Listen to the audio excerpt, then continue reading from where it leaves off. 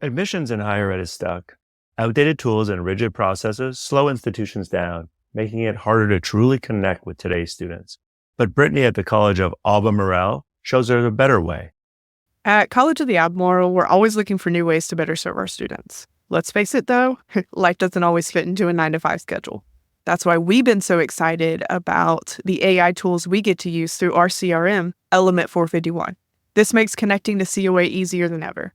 We're working on Bolt AI Assistance, Bolt Discovery, and these are tools designed to give students access to COA resources and information anytime, day or night. Got a question about admissions? Need help exploring programs? Looking for resources?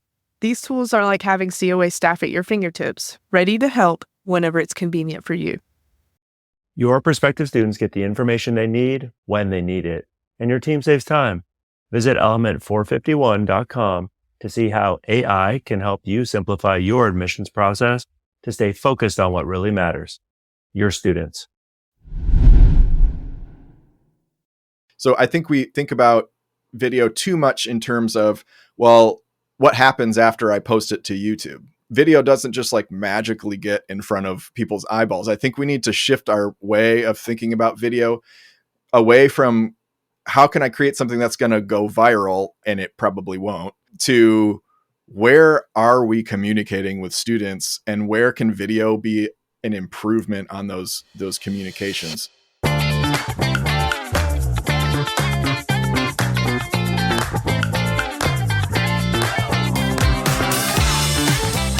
Welcome to Mission Admissions, a podcast that helps higher ed become better recruiters, communicators, marketers, and leaders. I'm your host, Jeremy Tiers, and every other week I'll share my candid conversations with industry leaders and difference makers from both inside and outside of higher ed. You'll walk away with advice, tips, and strategies to help you both professionally and personally. Mission Admissions is part of the Enrollify Network, a robust collection of podcasts designed to help higher ed professionals like you grow. Explore our other shows at enrollify.org or check out some of my personal favorites linked in the show notes below. Enrollify is made possible by Element 451, the leading AI-powered all-in-one student engagement platform, helping institutions create meaningful, personalized, and engaging interactions with students. You can learn more at element451.com.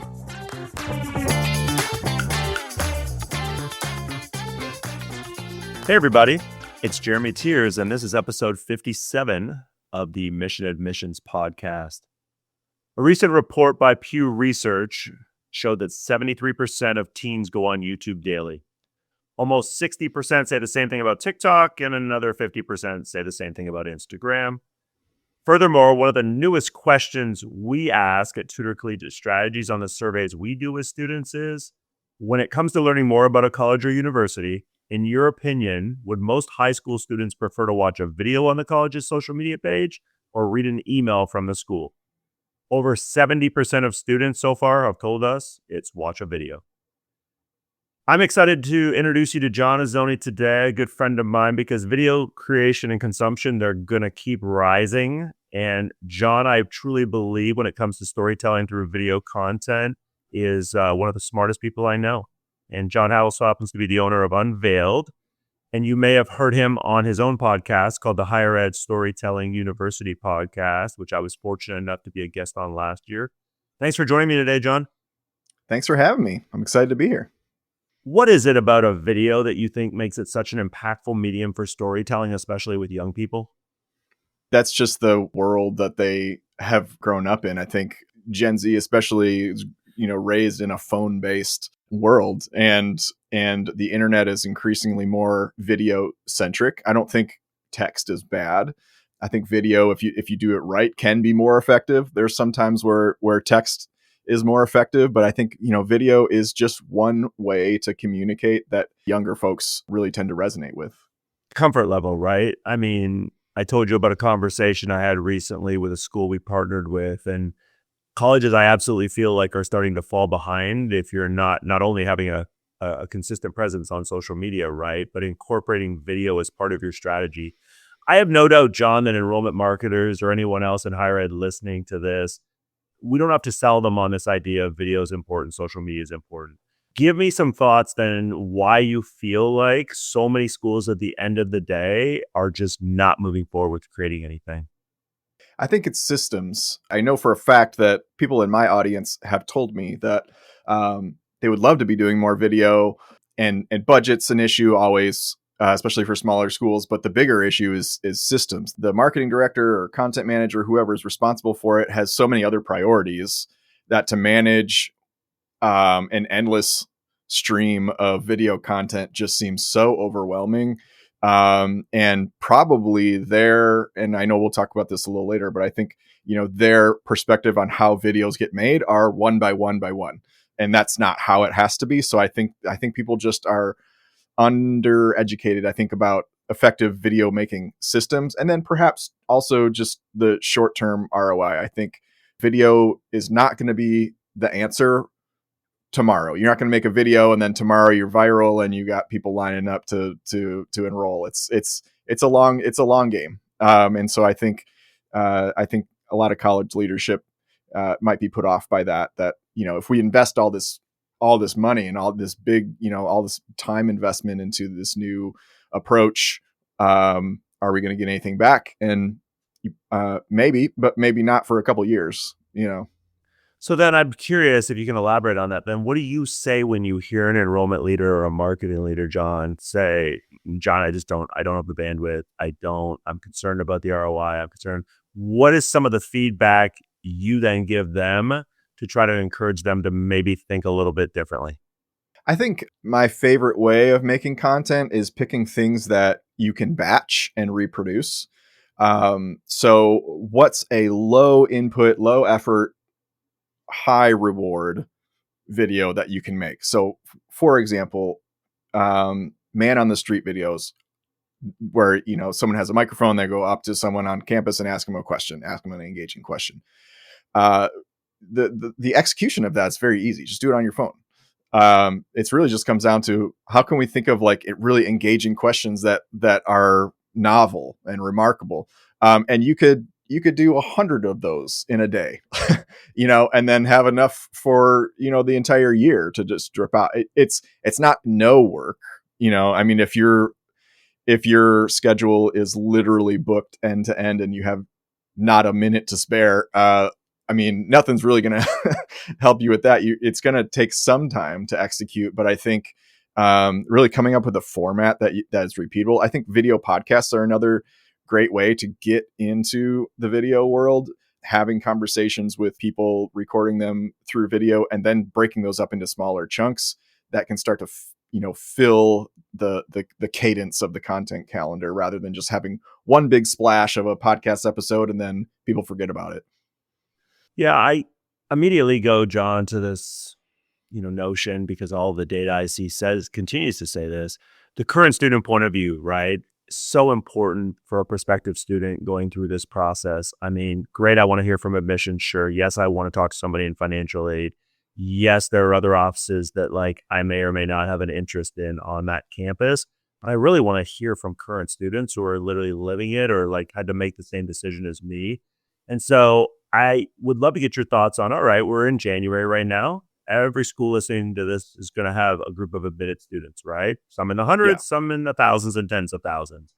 What do you think would be smart content, whether it's man on the street type stuff like you mentioned earlier? But I know you've done work with a bunch of schools. What else from a current student point of view content, if that makes sense, do you think schools could produce right now, even if they literally have done no video content to this point, that might actually be helpful in terms of influencing this current class when it comes time to make their decision in the coming weeks and months?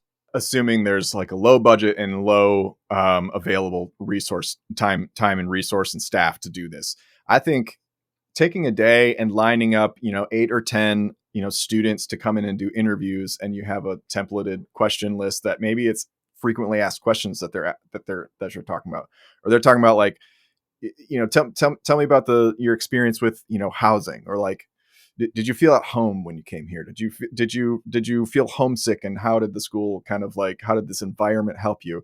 Whatever those conversational topics are, I think just what we call in the video world talking heads, just people talking against a plain background can be very effective. You don't need to have all this flashy drone footage and all that stuff. So I think that's a very low effort way to start getting some content in the door from the student's perspective. Just get students talking about things. What do you think ultimately makes any testimonial, right? Whether it's from a current student, a faculty member, an alumnus, what do you think makes ultimately a successful video? I think the things that we at Unveiled pay attention to is what we call side door content. So there's like a Google review, and I don't think that they intend to approach it like a Google review, but they're asking questions like, why do you like the school? What was great about it? What stands out to you about your experience? And what the student's going to say is small class sizes, professors work in the fields that they teach, great campus life. You're going to get that. I mean, we ask those questions, in our, because it is smart to ask like some basic questions like that in our, in an interview, but I'll tell you, the answers are always the same. They're never unique. And so you have to go to where is something else that's unique that some other school can't replicate, someone's story is always going to be a differentiator because no other school can claim that story. The other key thing is this element of transformation. So we like to think about a student testimonial. A very effective, simple format is old normal, turning point, new normal. So where were they? What happened that caused a shift? And where are they now? And we find that when we ask a student or alumni about that turning point question, you usually get that side door content right there, because it forces them to think, yeah, where did my life take a turn because of this school or because of this career path or whatever? And you start to get more interesting responses. Good storytelling is about specifics. It's about, tell me about a moment. Tell me about a specific thing. What is it specifically about that thing that illustrates the value you're trying to create? So I think it's that turning point question kind of gets them to think in specifics a little bit. So you've got this content now and you want to get it out, obviously, to the masses. You and I both know how saturated the internet is. We both know how oversaturated email inboxes continue to be. What's the smartest thing, or what have you seen work well, John, from a standpoint of being able to say, hey, we think we've got content through video here that you would find helpful. You need to go check it out. I think it's really coming up with a distribution plan and understanding the student journey. And that's one of the things that we work with our clients on, is we want to understand, where could people possibly encounter a video at? Where are you not using video? For instance, someone submits an RFI, request for information, and they get an automated email back. Could that be a spot where you have a very context specific video that's very effective there? So I think we think about video too much in terms of, well, what happens after I post it to YouTube? Like, how is it going to get it? Video doesn't just like magically get in front of people's eyeballs. I think we need to shift our way of thinking about video away from, how can I create something that's going to go viral? And it probably won't. To, where are we communicating with students, and where can video be an improvement on those communications? So I think it really is plugging videos, manually into the student journey. There's also a lot of value in, chopping stuff up for Instagram that what might be interesting. So someone comes to do a lecture. So University of California, San Francisco, their top performing YouTube short is just one of their professors talking about the effects of sugar on people's, on like metabolic syndrome, whatever that means. He just talked about some research for a minute, and that's their top. It's got millions of views. And so no one really like set out to make a video about sugar. It was probably just like he was going to give this talk anyway, so just looking for those moments that might be interesting, like at the top of the funnel for people that aren't aware of you, and then using those as like your YouTube shorts and TikToks and reels and stuff like that. But then finding other ways where you can manually put videos and not rely on an algorithm, to distribute. I've been told many a time, John, when I talk with, again, enrollment marketers, leaders on the admissions side in higher ed, Jeremy, this all sounds great, but how are we going to keep this all on brand? I mean, do a lot of people overthink this notion of brand? I'm not telling you brand's not important. It is, but like, where do you stand on that whole argument of like, well, everything has to be on brand and brand is this and brand is that? Any thoughts on all of that? I think a baseline of consistency is pretty important. You don't want one department using Comic Sans for their titles on their video, and another one using Papyrus, and you don't want to. Fonts, absolutely. Yeah, you don't want it to be the Wild West of font choices and formatting and people screwing with the logo all the time and whatever that means. But also know that like the average prospective student doesn't care about your tagline. Your journey starts here tagline isn't inspiring very many people. So the fact that you're trying to force that into every aspect of your video content isn't necessary. And I like what Gary Vaynerchuk, Gary V, has a book out called Day Trading Attention, and he talks about like the problem, the pitfall that businesses or just any organization falls into is they get too pigeonholed into rules about their brand, that they will not capitalize on the fact that maybe this particular font or maybe this particular format for text on screen or maybe this particular whatever visual style is really performing well, say on Instagram Reels. We can't use that because that's not on brand. Okay, well, do you want to be effective or do you want to be on brand? So it's finding that balance. You don't want it to be the Wild West, but you don't want to be so rigid that you can't say what needs to be said, how it needs to be said. Yeah, and I'm in agreement with everything you said there. When I dig deeper, I mean, here's what I get told, John. But Jeremy, we want to portray this certain image of what the student life is here. And I'm like, yeah, but it's not the same for everybody. And guess what? There are negative aspects to being in college, and there are tough situations, right? And tough conversations that have to happen.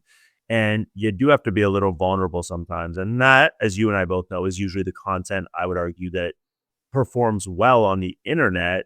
And yet I have so many people say, yeah, but we don't want to show them that. And I'm like, why would you not want to show them that? Oh, but that makes it sound like it's a negative student experience here. Yeah, I mean, you've never sat through a movie that didn't have something negative, some sort of conflict, something to keep watching to see what happens. And that's not necessarily the format of marketing videos. I don't really subscribe to like, oh, the hero's journey has to be part of all of your marketing videos and stuff like that. But it does just say like nothing interesting is positive all the time, because for the positive to pay off, there has to be the negative to contrast that with. And that's not saying you have to go on a smear campaign about, your cafeteria food or whatever, but like, try to figure out a way like where is some struggle here, and is there a way that maybe something didn't work all the time, something wasn't working for a student, but you put some stops in place that transform that situation or whatever. But all someone has to do is go like school name Reddit on Google and to get the real story. And honestly, when you see that contrast between the marketing and what people are actually saying on Reddit, it reflects poorly on the school to be putting up this really glossy image and not acknowledging that people are smart. Not everything's going to be, perfect slow motion, people ambling about campus and and things like Perfect that. So, lighting, the absolutely perfect weather day. Like, yeah. Students use this word fake all the time in surveys, John. They're just like, so much of what you keep showing us or what you keep talking about, like, it just feels fake. Doesn't feel real. Like, we know college is not going to be roses every single day. Like, can you talk about some of the hard parts? And like, I've seen schools do, for lack of a better term, vlogs with students, right? Vlogs with a V, where the student just talks about, hey, I had one concept of what starting college was going to be like. Holy crap, I got here, really struggled my first few weeks and was like, I don't know if I can do this.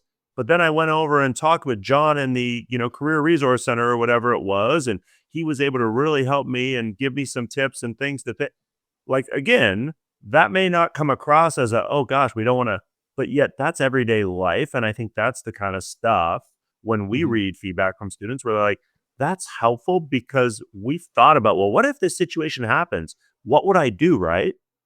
Yeah. And I really like this book called Think Again by Adam Grant.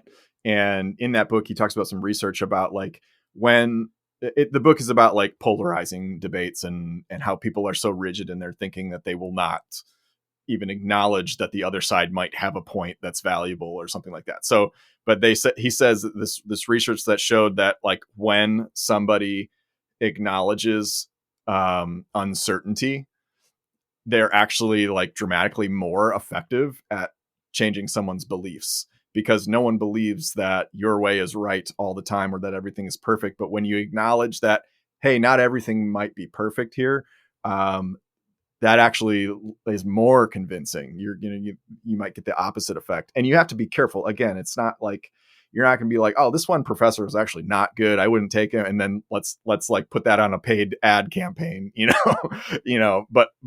but finding ways to just just to enter into the realness. And that's why those vlogs are really popular. I mean, I've seen some of them, like NYU has a lot of these vlogs that student influencers do.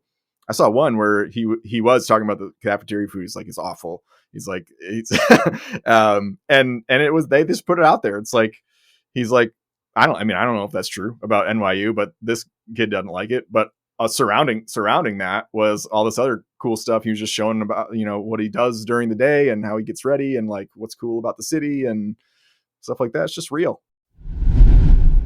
Think you know ChatGPT? Think again. Unlock advanced features like projects in Canvas at the AI Engage Summit's ChatGPT Secrets session on February 26th. You'll be able to implement what you learn immediately. This free virtual event is a must attend. Register now at enrollify.org/engage. Well, and let's be honest, we're to the point where students will post that stuff whether they want to or not, and colleges can't stop them. So like you can Yeah. either harness it and try to figure out how can we make it part of our content strategy that's actually going to be helpful for our target audiences, or we can let students say whatever the heck they want to say, which in some cases, right, might be a positive for the school, but in a lot of cases, right, sometimes it'd be like cringeworthy if you're watching it after the fact and you're like, oh my God, a student said what? So through your work with all these different colleges, because I know you've worked with a bunch of schools, I mean, what kinds of topics, is there anything we haven't kind of covered yet to this point that you've seen be very successful?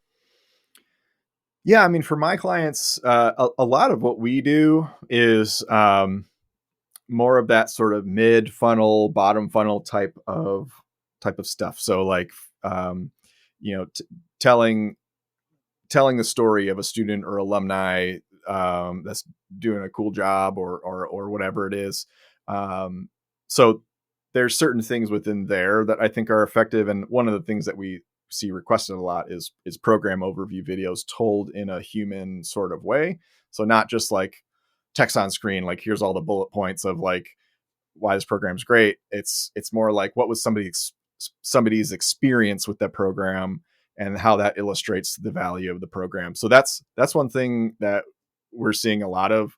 Top of the funnel, if you go to our website, we did actually have this whole report on 7 themes of videos that are working really well, like getting lots of views, engagement, and stuff like that. So there's 7 different things, like man on the street videos, like user generated content around like getting into the school, like people celebrating, like opening up their inbox and seeing they got accepted.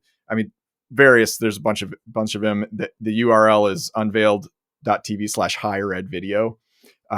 Unveiled is UNVEILD. So that would be a good resource. We obviously probably aren't going to resonate the same with our audience. Where do you stand on this idea of we'll do a bunch of one-off videos of all kinds of different students versus, wow, okay, people seem to really resonate with John. We need to find a way to give more John content, for example, on Reels, on Shorts, whatever it is. I mean, thoughts on, because I find when I look at a lot of social media pages, it's a lot of just one-off videos of all these different students. And I'm like, there's different levels of like interest here. And I truly believe, based on all the data I see, following that journey of that student who clearly has a higher level of interest would be something that schools should do more, but I'm not seeing a lot of it. Any thoughts on that?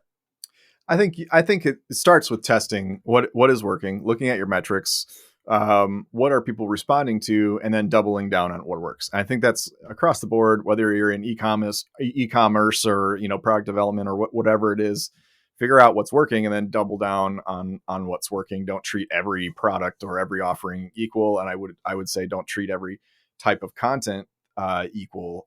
For me, I'm very active on LinkedIn. I am motivated to post like just dumb, funny stuff like throughout, just like shower thoughts like throughout the day.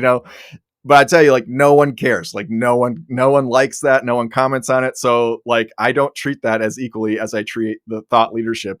That's the stuff that people are reposting, tips on how to, ask alumni better interview questions and things like that. They're on LinkedIn to get to have a problem solved or to enhance their professional life or something like that. So I think you have to just understand look at what is working and then do more of that. So you talked about leveraging data there. What kind of metrics do you think then enrollment marketers and leaders need to be focused on? Like, what are the smart things to look at to see what's working? I think that the metrics start to go with like, okay, what watch times? So, or yeah, like average watch time. If people are dropping off of this video at 10 seconds, and say it's a video that you have in place at a certain part of the funnel, like I mentioned earlier, like, an automated email that goes out after someone requests information. Let's just say it's that. And people are dropping off that video after the first 10 seconds. Well, they're not getting the information. So it's like if you had, if that was all text, you would change your copy, to be more effective. You would need to change your video messaging to be more effective. So that's really important. I think, are people even getting the whole message? If they're not, if they're just kind of at a skittish kind of point in, where they're easily like distracted by something else, you might want to put your most important info right at the front of the video. So that's like one thing. Watch time. I also would think like click-through rates. Are people even clicking on this video where you want them to click? And if not, maybe the thumbnail isn't enticing. Maybe the title needs work. It's not, one of the things that I look for when I go to click on a podcast, I was looking at one podcast this morning that the general purpose of the podcast was really interesting, but I was looking at the episodes and they're so generic. It was like integrating problem solving.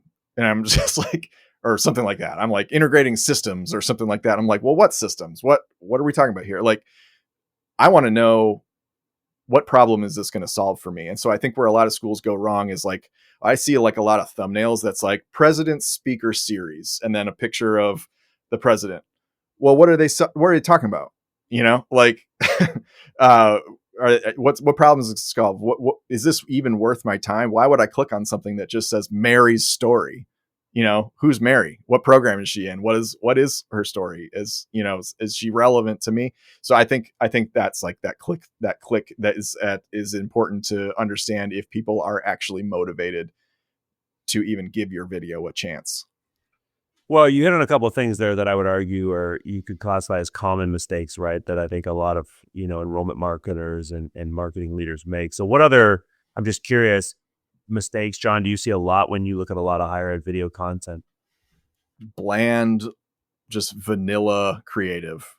Open with a drone shot, poetic voiceover with some aspirational copy, and the guy's talking in a real soft voice, and everything's in slow motion. A couple months ago, I said, I'm going to go to 10 YouTube pages and just see what that top video is and what the patterns are. And like 60% of them were that open with a drone shot, poetic voiceover, slow motion.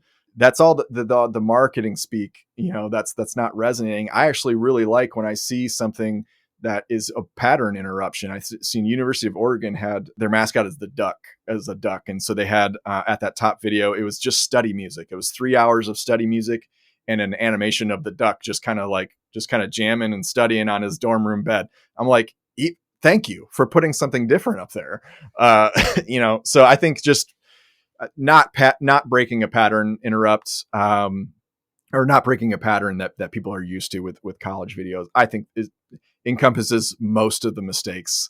So help me understand Instagram, right? What is in your opinion, right balance of, all right, pictures versus video content, for example, in 2025?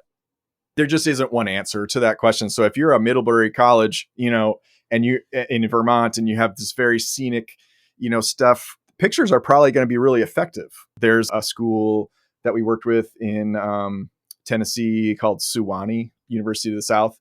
They have a very picturesque, like hiking vibe and stuff like that. And the alumni they really responded to pictures of the campus, of a sunrise over this building that is just very the quintessential Sewanee sort of. I think we rely too much on what the industry advice is and not enough on what is actually going to work for your audience. So I don't think like any consultant that you hire to come in and tell you what to do with your social media, they don't know. Like they might say that they know, but you don't know until you test it out and then double down on what's working. Are you finding success both with short and long form videos as you work with different schools, John? Or are you finding right now, or maybe it's changed even in the last 12 months, that one is getting better traction than the other, regardless of whether, again, the platform is Instagram, YouTube, TikTok, whatever it might be? I'm really encouraged. So we work with Miami University, one of their sub schools, their school of education.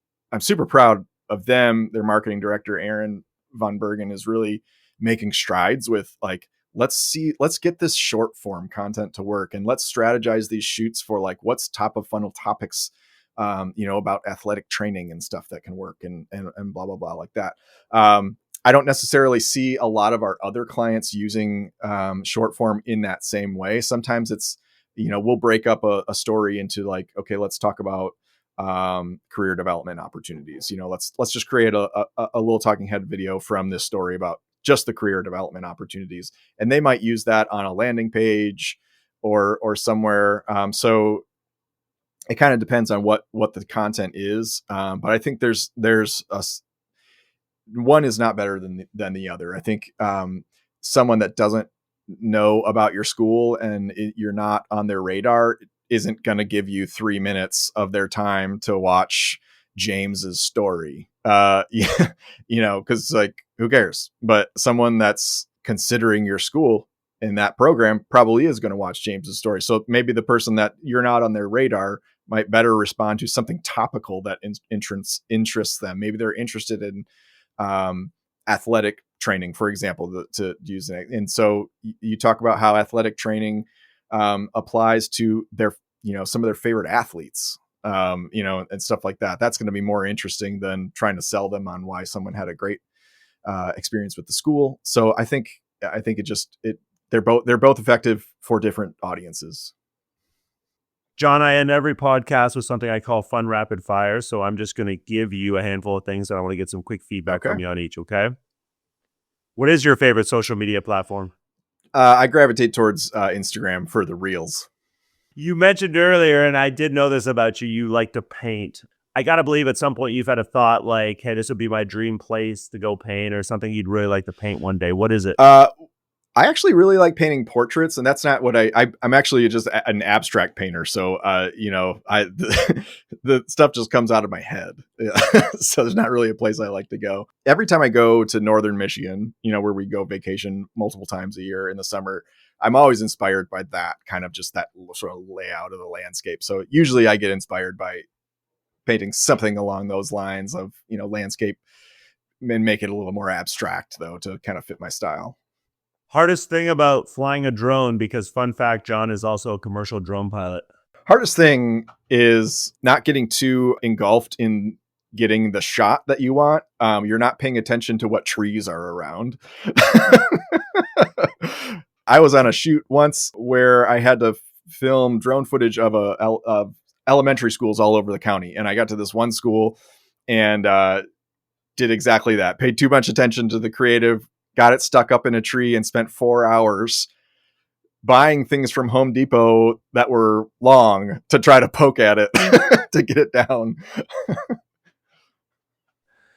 And the last one, you've mentioned a couple of books, which I know our audience will appreciate earlier. What's the last book you read? Lean Marketing by Alan Dibb. It's really a comprehensive book about really effective marketing strategies that aren't wasting as much dollars as, just broadcast commercials would. John, I appreciate all the insights today. I'm sure there are a number of takeaways there that, whether it's a brand new marketer or somebody who's been doing this for years are going to find useful and helpful. John is also a great follow on LinkedIn. He mentioned how much he posts on LinkedIn. I try to keep up with him. I post a lot, but John is on there every day. And so if you're looking for people who, again, are going to be able to give you stuff that's actually going to be helpful, I really encourage you to go to John's LinkedIn and start paying attention to it. I look forward to the next time we catch up, my friend. Yeah, thanks for having me. Great to talk to you. Mission Admissions is part of the Enrollify Podcast Network. If you like this podcast, chances are you'll like other Enrollify shows too. Our podcast network is growing by the month, and we've got a number of marketing, enrollment, and higher ed technology shows that are jam-packed with stories, ideas, and frameworks, all designed to empower you to be a better higher ed professional. Our shows help higher ed marketers and admission professionals find their next big idea and feature a selection of the industry's best as your hosts. Learn from Jamie Hunt, Allison Tercio, Day Cabilds, and so many other amazing leaders in the higher ed space. Enrollify is made possible by Element 451, the leading AI-powered all-in-one student engagement platform, helping institutions create more meaningful, personalized, and engaging interactions with students. You can learn more at element451.com.